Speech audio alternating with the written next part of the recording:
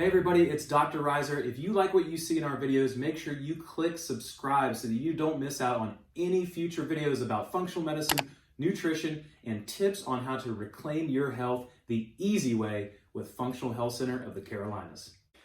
Hey everybody, it's Dr. Reiser. It is Whiteboard Wednesday. We're talking about type 2 diabetes, and actually tomorrow is World Diabetes Awareness Day, and the whole month of November is actually World Diabetes Awareness Month.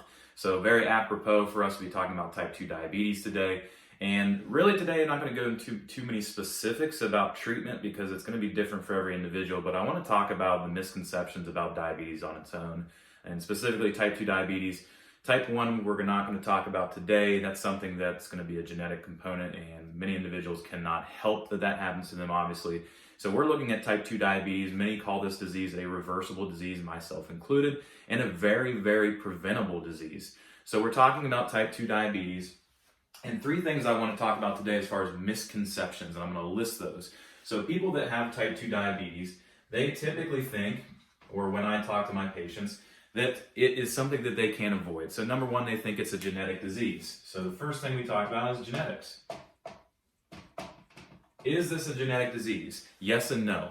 It runs in families. You're going to have a predisposition if your family members or if your health history in your family history has type 2 diabetes, but there's no diabetes gene that's been isolated, okay? So if you think that you're just going to automatically get this disease just because it's in your family, you're wrong. I mean, most people that are type 2 diabetics probably have brothers and sisters, aunts and uncles that do not have this disease, never ever contracted it. So that's a common misconception. Don't think that this is just something that you're naturally going to get, and it had nothing to do with your health up to that point. So number two I always see is that it is a weight problem. Everybody thinks that because you're heavy, or the heavier you get, that means that you are going to contract type 2 diabetes. So again, common misconception. What we're looking at with this, and what most researchers saw and found, was that the majority of type 2 diabetics are overweight. So there must be a correlation. Wrong. You obviously know people, if you're a type 2 diabetic, that are heavier than you and that don't have type 2 diabetes, or that are more overweight. So how can that be possible if increasing weight causes type 2 diabetes? Well, it's actually the reverse. Type 2 diabetes is a metabolic disorder. So what that means is you're going to naturally gain weight and become a diabetic. But the weight aspect is not necessarily something that contributes to blood sugar problem. It contributes to insulin resistance, and that's what we're going to talk about here a little bit later on. And so then you look at, again, three, the last thing I always hear about, and what patients tell me why they're a type 2 diabetic, is food. They assume that all type 2 diabetics are eating sugar and donuts and candy and ice cream and all kinds of stuff all the time. And again, we see type 2 diabetics that have insanely good diets. I had a patient that came in here, and her diet throughout the day was basically, she would eat in the morning turkey, bacon, and avocado. For lunch, she would have grilled chicken on a salad with olive oil and balsamic vinegar. At night, she would have grilled or broiled salmon and steamed vegetables. And her blood sugar when she came to me was in the 300s. So if we're talking about sugar in equals sugar in the bloodstream, then how can you explain that? And we obviously have other individuals that constantly eat terrible and do not contract this disease. So those are three things I always try to debunk whenever I'm talking to anybody about type 2 diabetes, is that none of these things are going to specifically, contribute to type 2 diabetes. Can they be a problem? Absolutely. Absolutely. But when most people talk about diabetes, there are people that I like to call, or patients that are diabetics, you guys are minimizers. You use these as excuses, and they're not. So we have to find the real root causes of diabetes, and that's what we're going to talk about today. So when we talk about type 2 diabetes, I'll ask everyone, what do you think is the number one organ or gland or something that has to do with type 2 diabetes? And the first thing, and pretty much the only thing anybody ever says, is this. My pancreas is not working correctly. And you couldn't be more wrong. Type 1 diabetics, yes, in that situation, the pancreas is not producing insulin. But at type 2 diabetics, 99% of the time, your pancreas is working correctly. And a lot of times, it's actually working too well. And what I mean by that is you're producing a lot of insulin. You're producing more insulin than you actually should. So the pancreas is working for the majority of type 2 diabetics. Obviously, there's other circumstances, and we'll test for that. We'll look and see, is your pancreas producing insulin? But for the majority of diabetics, this is not a problem. So what is the problem? And so that's what we're going to go into today.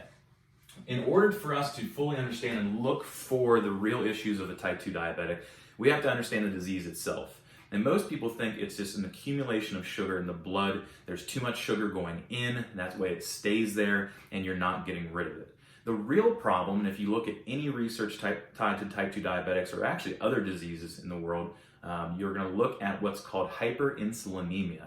And what that means is you have too much insulin in your bloodstream. So how this works, if we're looking at this over here, and this is going to be a cell in your body, okay? The cell in your body through here has a cell membrane. And on this cell membrane, you have little things called insulin receptors. So you have these insulin receptors, and they're there to let insulin connect to the cell. So this would be the bloodstream here, going this way. And this would be a vessel. So you have blood going through here at all times, and your blood is going to carry sugar. So let's just call the sugar glucose, and that's what it's going to be called in your blood. So you have all these sugar molecules floating by. And their job is to get themselves into this cell so that they can be burned for energy. That's glucose's job. It gets into your cells, whether it's your skeletal muscle, your bone, your brain, your eyes, all these things require glucose to use as fuel. So we want to get it into the cell and burn and explode so we can create energy. Now, it can't get in there on its own. So your body uses something called insulin, and insulin will connect to this glucose. And that way it goes to the cell and it gets right onto the cell, and the insulin gets to these insulin receptors. It will usher the glucose into the cell. Now, it actually doesn't connect to the glucose, it's floating near it, but the insulin will connect to these insulin receptors right here. And when they connect, that sugar and that glucose is then able to go into the cell. And that's what we want. So that means you are insulin sensitive. This insulin is connecting to that insulin receptor that allows your sugar to go into the cell, and the cell can use it. So what happens when you have somebody that's a type 2 diabetic? Well, type 2 diabetic is going to have an issue with the insulin. So we have this problem here where you have your insulin receptors, but they already have insulin on them. So there's your insulin, already connected. So if that's the case, and there's already insulin on those receptors, and because you have too much insulin in your bloodstream, that means that now you have all these glucose molecules accumulating. There is no way for these insulin molecules to get onto these receptors because they're already there. There already are insulin molecules stuck there. And that is what's called insulin resistance. That's the first thing that happens before your blood sugar increases. So the funny thing about that is we only test A1C. So we test hemoglobin A1C, and that shows us how much sugar is attached to hemoglobin in your red blood cells. That tells us if you have a blood sugar problem. But the reality of the situation is insulin goes up first. You accumulate more insulin, and this is due to various reasons, which I'm going to finish up with. But you have too much insulin. And the first thing that will happen for a diabetic, not their blood sugar, their blood pressure goes up. Insulin makes you store sodium, so your blood pressure starts to go up. And I bet there's a bunch of diabetics watching this, or type 2 diabetics, that said, yeah, actually my blood pressure was a problem prior to me becoming a diabetic. And if we thought as conventional doctors that maybe we should investigate this person's blood pressure going up, they might even be able to catch your diabetes before it ever happened. And so that's one frustrating thing I'll have, patients say to me is, yeah, my blood pressure went up and all they did was put me on some blood pressure medication. And then lo and behold, 2 years later, I became a type 2 diabetic or pre-diabetic, and you know the story from there. So the insulin is the problem. So why does insulin accumulate in the blood? Obviously, we just touched on a few things. Yeah, food can do that. Yes, you have a genetic predisposition, but you don't have to become a diabetic. So here's the things that we always test for and look, the common things that if they're malfunctioning can cause insulin resistance and issues. So the first one I always look at is going to be the adrenal glands. Those sit on top of your kidneys. They control electrolyte balance, they control your hormones, cortisol, testosterone, estrogen, all those things. Very important in sleeping and waking, very important in energy throughout the day, your stress response, the fat around your midsection, so on and so forth. The next thing I look for is how well is your thyroid functioning. Is it functioning well? Your thyroid is what's called the gatekeeper to metabolism. Is it making your metabolism go? If not, and it slows down, you can't burn sugar, you can't create energy, and you become susceptible to developing type 2 diabetes. Here's another one.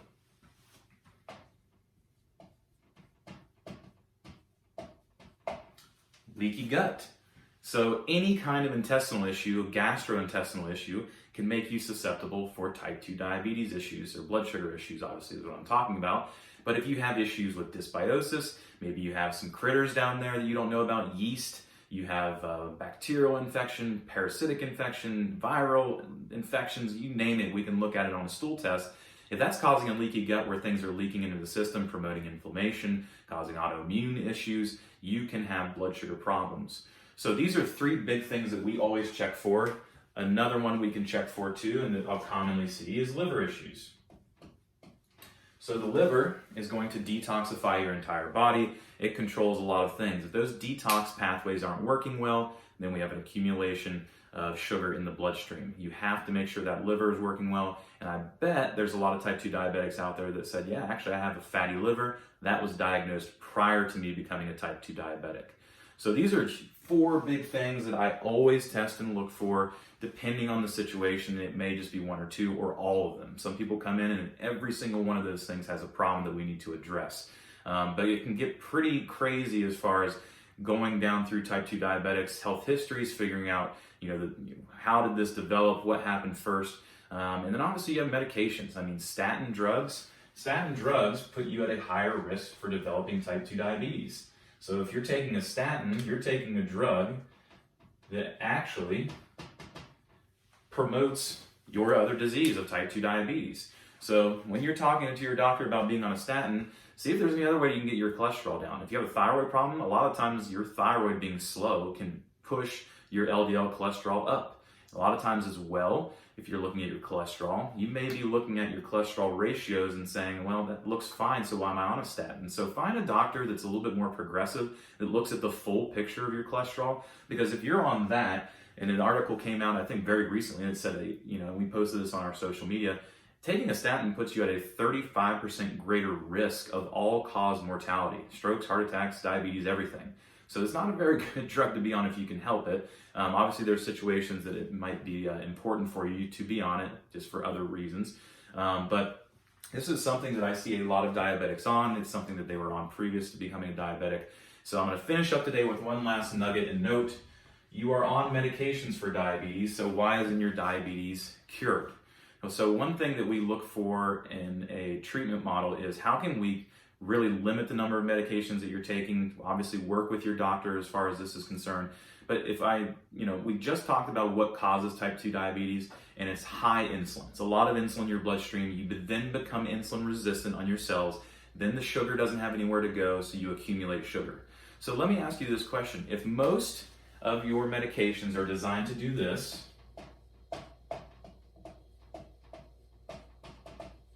increase the amount of insulin in your bloodstream, how in the world is that going to make you better as a type 2 diabetic? Does that make any sense? If you already have too much insulin in your bloodstream and you add more, then how can you even get better? It's going to make the problem worse. And I'm not talking just about injectable insulin. I'm talking about all the medications that even promote insulin. So you have your secretagogues, like glipizide is a very common drug I see put on after metformin. It makes your pancreas produce more insulin. And you go through this honeymoon stage where it works a little bit because it's lowering your A1C and sugar. But what happens to most individuals, let's say, that are on glipizide? You start out at 2 milligrams, you go to 4 milligrams, you go to 6 milligrams, and you can't keep having to increase your dose. And your doctor says, well, yeah, you're getting used to the medication. Exactly right. You're getting more and more insulin resistant. So you're perpetuating this disease process. The disease is never going to be fixed and reversed or managed by these drugs. Sometimes it works in people, obviously, but then you have the side effects to all these things. And you can look those up. If you ever go to one of our seminars, we'll discuss those in depth. But if you can manage your blood sugar without medications, that's the best option for you. So tomorrow, like I said, is World Diabetes Awareness Day. Hopefully you learned a little bit from this. Obviously really short 14-minute video that we have going on right now, 15-minute video. But if you want to learn more, be on the lookout for any large dinner seminars we're doing. It's about 2 hours of in-depth information, going in-depth with this stuff, figuring out ways that you don't have to take these meds that have so many side effects, and then have sometimes, I mean, you look at Avandia, the Cleveland Clinic estimated it killed tens of thousands of people from heart attacks just because they were pushing these drugs out. Clinical research takes about 50 years to get into practice. Drugs, maybe 8 to 10, very quick comparison. So what you want to do is make sure that you have all the information available before you start to do treatment. Come check out Functional Medicine. Look on our Instagram and our Facebook and our website. Functional Medicine has been great with reversal of type 2 diabetes. But that's just some of the story. So try to get your hands on more of the story. And obviously tomorrow, hearts are out for families that have type 1 diabetes, type 2 diabetes. This entire month, we'll think about you guys. We'll do everything we can to make sure that we can manage our blood sugars and hopefully in the near future prevent this disease from ever happening.